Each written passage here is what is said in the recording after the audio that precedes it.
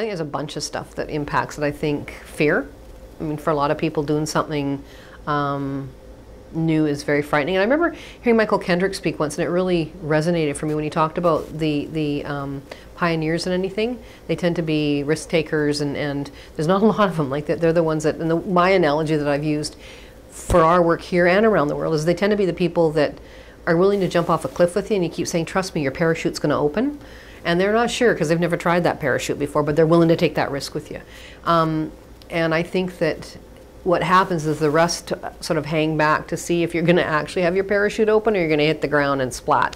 So I think that's a component for the people that are most impacted, meaning the families and the individuals, definitely is like, well, I want to know this is going to be okay. I mean, this is my kid, you know.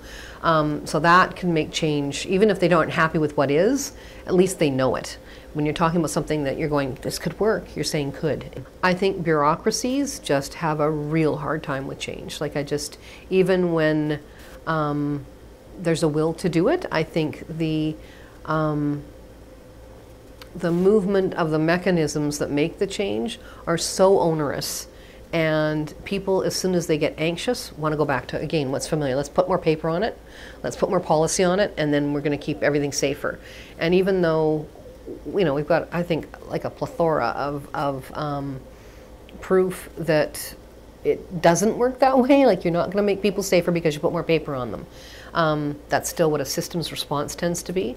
And if there's any pressure around any of it, like if something happens for one person, suddenly it's impacting everybody. With anything new, people are looking for it to fail. There's a lot of people out there that are really invested in what exists, and so they'll maximize any bumps in the road as proof that this isn't going to work, and want to retreat back to what's familiar.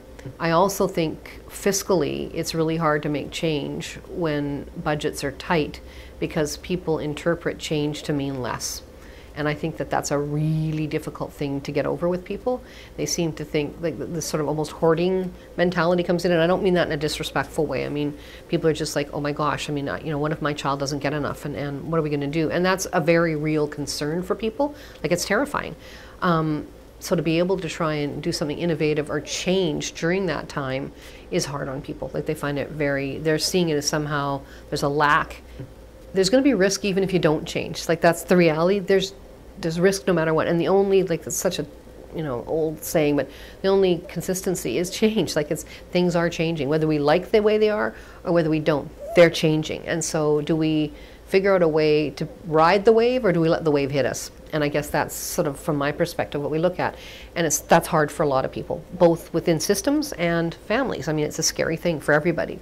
So I think that's one of the reasons that we keep sort of wanting to go, no, it's not going to change if I fight hard enough to keep it the way it is. But the reality is things do change, and we can either be architects or we can be stuck in sort of the chaos of trying not to allow change to happen. I look at what we visioned, and the vision part, because it's exciting, was pretty quick to get to. Like, yeah, this is what we want to look like. What we don't appreciate is how truly complicated it is to then move from that to a pragmatic reality. There's all these machinations and things that you don't expect in that.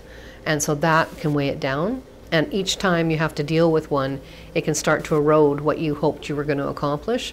And so it's, how do you stay true to that vision and still maintain, like, the integrity of it, and still deal with all those things that it's going to impact. And that slows it down a lot.